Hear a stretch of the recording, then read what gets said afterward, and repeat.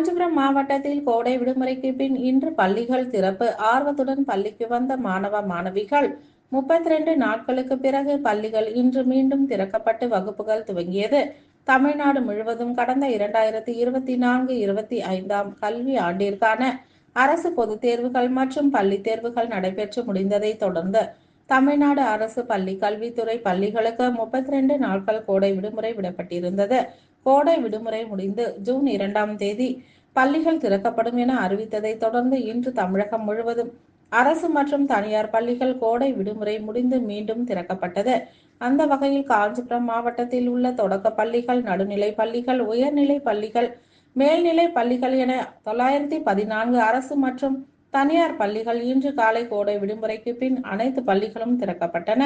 அனைத்து பள்ளிகளும் திறக்கப்பட்ட நிலையில் பள்ளி மாணவ மாணவிகள் ஆர்வத்துடன் பள்ளிக்கு வருகை தந்தனர்.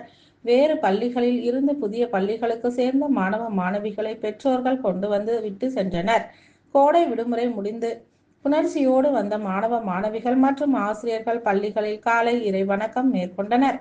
காலை இறை வணக்கம் கூட்டத்தில் கடந்த ஆண்டு தேர்ச்சி பெற்ற மாணவ மாணவிகளுக்கும் அவர்களை ஊக்குவித்து கல்வி கற்பித்த ஆசிரியர்கள் என அனைவருக்கும் பாராட்டுகள் தெரிவிக்கப்பட்டு மீண்டும் இதேபோல் சாதனைகள் தொடர வேண்டும் என பள்ளி தலைமை ஆசிரியர்கள் அறிவுரைகள் வழங்கினார்கள்.